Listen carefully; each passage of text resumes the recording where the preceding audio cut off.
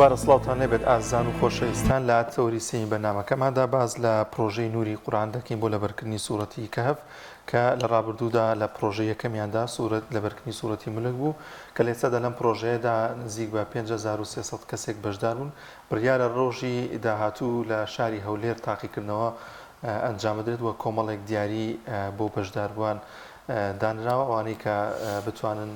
نمرەی زۆر بەدەست بێن دواتر لە ڕێگی تیر و پشکەوە ناوەکانیان دەربچێت. زیاتر گفتوگۆ دەکەین لەبارەی ئەم پرۆژەیە و بزانین پرۆژەکە چۆن دەستی پێکردووە ئاماژ لە پرۆژەکەیان چیوە تا چەند بەردەوام دەبن لەم جۆرە پرۆژانە. میوانەکەمان لە هەولێرەوە مامۆستا عەبدولمالیک بڵباز سەرپەرشتیاری پرۆژەی نوری قورئان. مامۆستا گیان سڵاوی خوات لێبێت و سپاس بۆم دەرفەتە.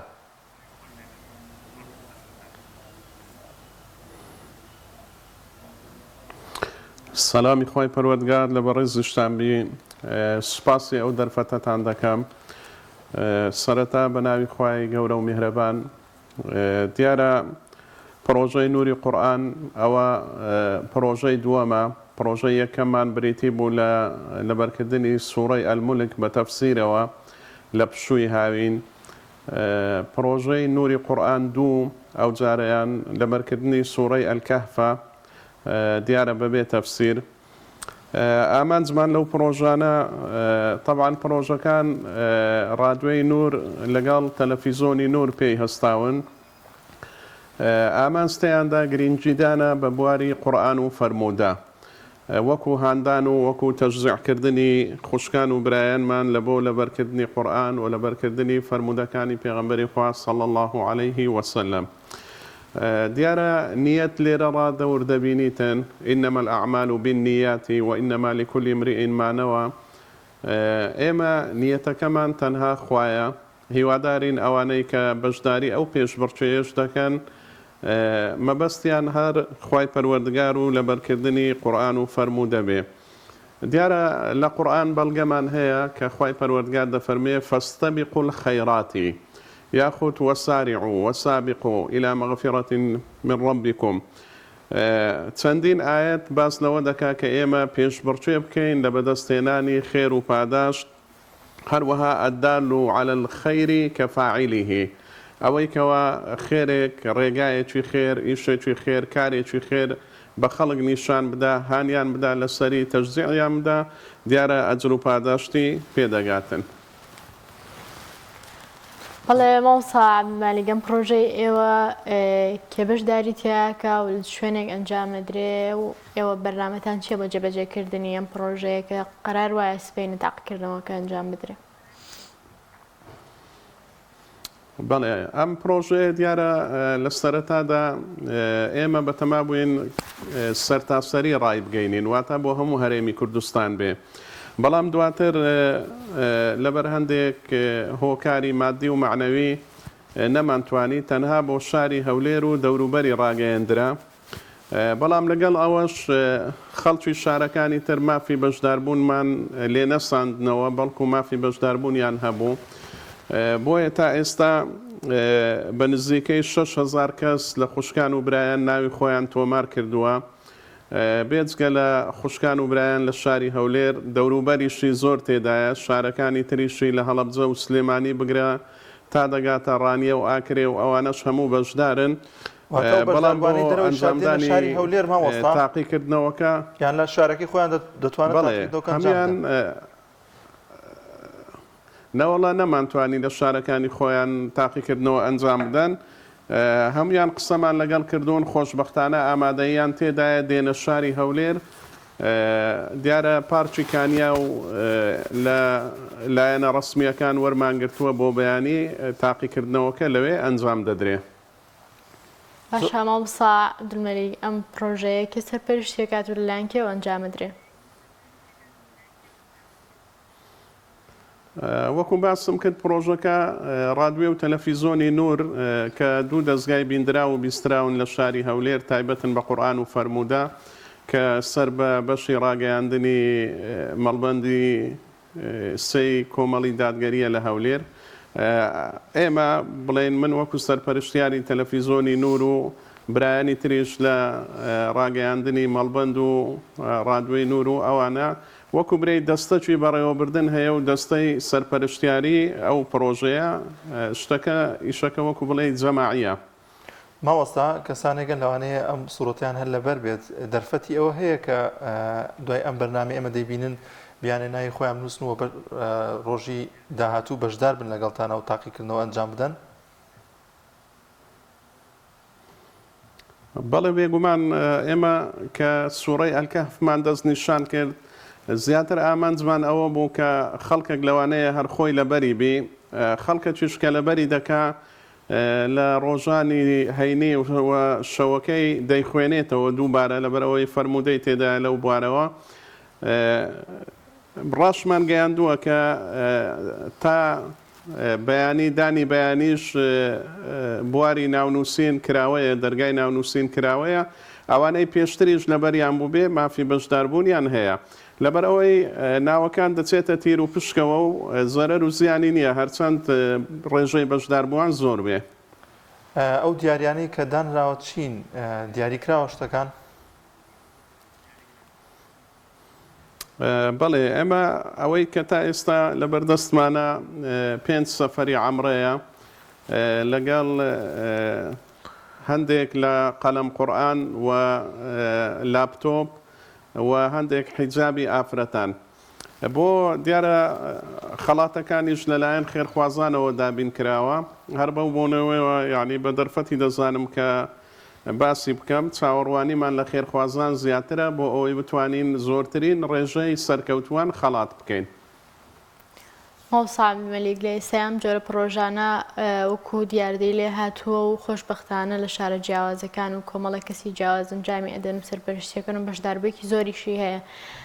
بەڕای ئێوە ئەم بەشداریە زۆرەی خەڵکی لەناو ئەم جۆرە پرۆژانەیە بۆچی ئەگەڕێتەوە؟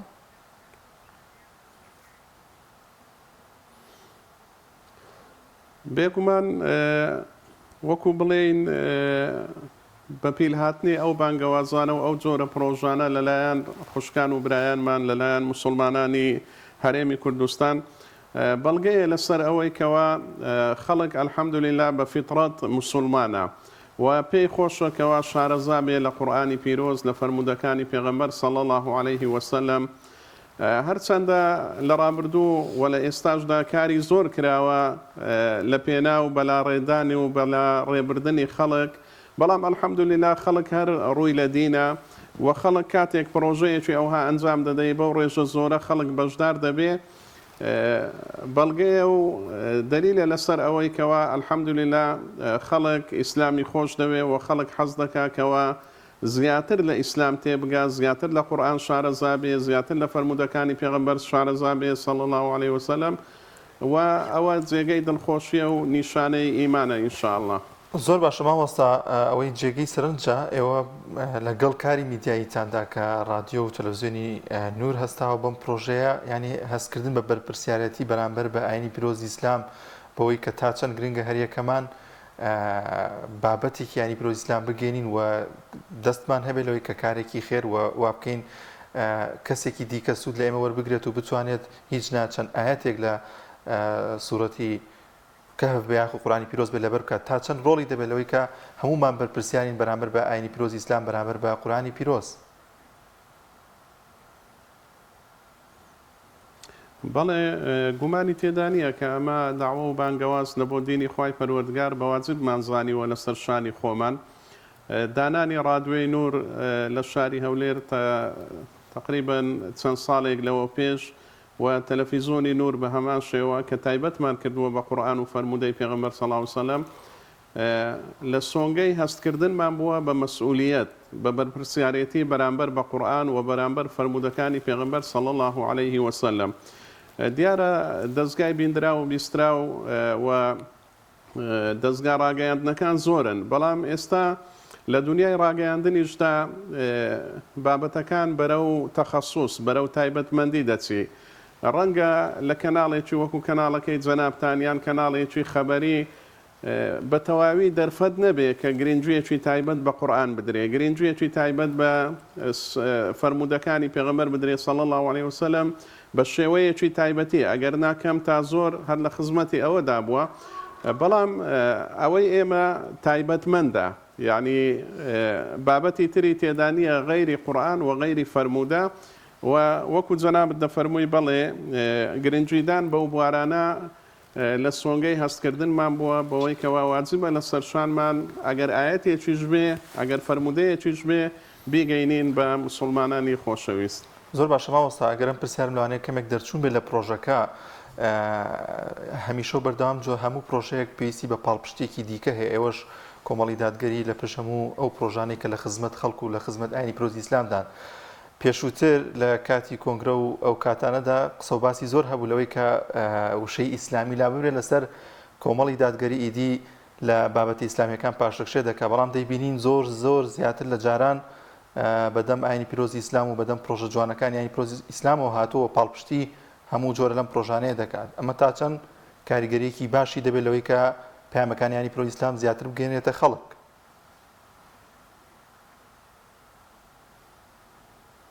بەڵێ بێگومان کاتی خۆی هۆکارەکانی لابردنی پاشگیری ئیسلامی باس کرا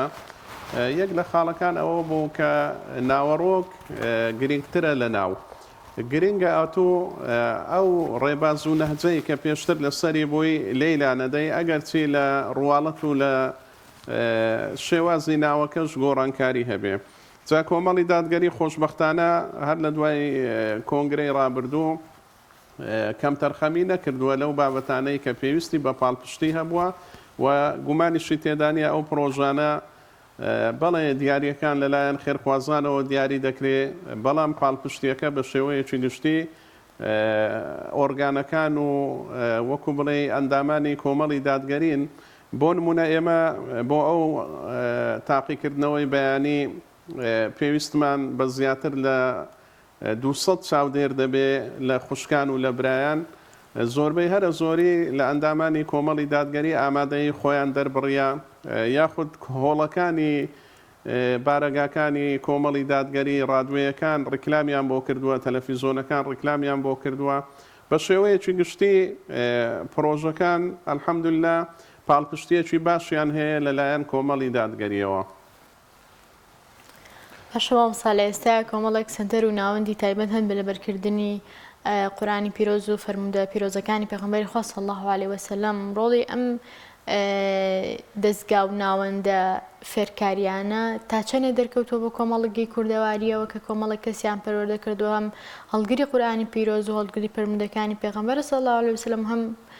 لە ڕووی ئاکاری و ڕەوشتیشەوە بێگومان پەروەردەکراون. بەڵێ طبعاً گومانی تێدانە ئەگەر ئاور لە مێژوو بدەینەوە لەوانەیە 15 ساڵ 20 ساڵ پێش ئێستا ڕێژەیەکی زۆر کەم لە خوشکان لە برایان قورئانیان لەبەر بوو خەڵک کەمتر شارەزایی هەبوو لە فەرموودەکانی پێغەمبەر صلی الله علیه وسلم بە تایبەتی لە نێو گەنجان بەڵام دوای دروستبوونی ئەو ڕێکخراوانە ئەو ناوەندانەی کە تایبەتن بە لەبەرکردنی قورئانی پیرۆز بە دیراسەکردنی فەرموودەکانی پێغەمبەر صلی الله علیه وسلم بە ئامار بۆ دەردەکەوێت کە کاریگەری زۆریان هەبووە یعنی ئێستا ئەگەر بێت و سەرژمێریەک بکەیت لە بۆ ئەو خوشکانەی ئەو برایانەی کە ئێستا هەڵگری قورئانن لە سنجیان یاخود هەڵگری فەرموودەکانی پێغەمبەرن صلی الله علیه وسلم ئەو کات بۆ دەردەکەوێت کە کاریگەری ئەو سنتەر و ناوەند و ڕێکخراوانەی کە لەو بوارە ئیش دەکەن هەتا چەند کاریگەری هەبووە دیارە کە باسی ئەخلاق و خوڕەوشتیش دەکرێت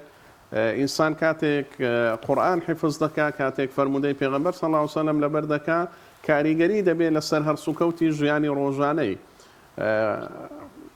ئێمە مەبەستمان بەس ئەوە نییە کە ئەو کەسە قورئانەکە لەبەر بکا و خەڵاتەکە وەربگرێ بەڵکو مەبەستمان زیاتر ئەوەیە کە لەو قورئانە بەهرەمەند بێ کە ئەو قورئانە لە ژیانی ڕۆژانەیدا لە هەڵسوکەوتی ڕۆژانەیدا ڕەنگ بداتەوە بۆیە تەمەشا دەکەی ئەلحەمدوللیلا یعنی بەشایەتی دەستگا ئەمنیەکان مەسەلەن ڕێژەی تاوان و ڕێژەی جەریمە لە هەرێمی کوردستان لە چاو شوێنەکانی تر کەمە هۆکاری چییە هۆکاری ئەوەیە کەوە لایەنە ئیسلامیەکان دەستگاکانی لەبەرکردنی قورئان و فەرموودەی پێغەمبەر صلی الله علیه وسلم بە شێوەیەکی گشتی مامۆستایانی ئاینی پرۆسەی پەروەردەی ئیسلامی کاریگەری هەبووە لەسەر هەرسوکەوتی گەنجانمان لە خوشکان و لە برایان بۆیە گومانی تێدا نییە کە کاریگەری زۆر ئیجابی هەبووە و لە داهاتوش ئینشاءڵڵا کاریگەری باشتریان دەبێ. زۆر باشە مامۆستا سەبارەت بە تاقیکردنەوەی ڕۆژی داهاتوو کە بەیانی دەکات هەینی ئامادەکاریەکان چین کاتژمێر چەند دەست پێ دەکات و ئەگەر دووبارەی تۆ شوێنەکەتان لە چ شوێنێکدایە؟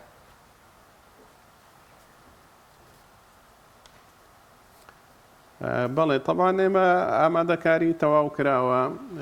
شوێنەکە لە پارکی کانیاوە لەسەر ڕێگای کۆیە شوێنێکی گشتیە یعنی ناونیشانەکەی معروفە هەموو کەس دەزانێت لەسەر جادەی کۆیە پشت مزگەوتی مەولانا خالید پارکی کانیا و دیاری کراوە لە بۆ ئەو تاقیکردنەوەیە. ئیتر ئەمە چاوەڕێین کە ئەو 5,000 و تقریبا نزیکی 6,000 کەسەی کە ناوی خۆی نووسیوە چاوەڕوانیمان هەیە کە زیاتر خەڵک بێت چونکە وەکو جەنابەت باست کرد هەندێک کەس ناویشیان نەنووسیوە و بەڵام پێیان ڕاگەیاندوین کە دێن. ئیتر ئێمە چاودێرمان دیاری کردووە لە خوشکان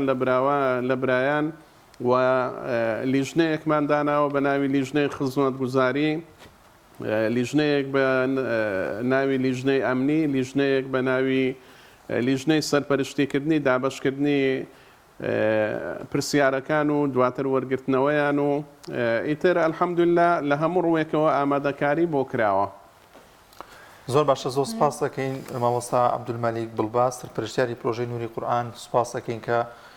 میوانی بەرنامەکەمان بیت و خۆی گەورە پاداشتان باتەوە بەردەوام لەم جۆرە پرۆژانە و هەمیشە بەردەوام هەمومان لە خزمەت قورئانی پیرۆز دابین. تای سەرکەوتنتان بۆ بکەین مامۆستای بەڕێز.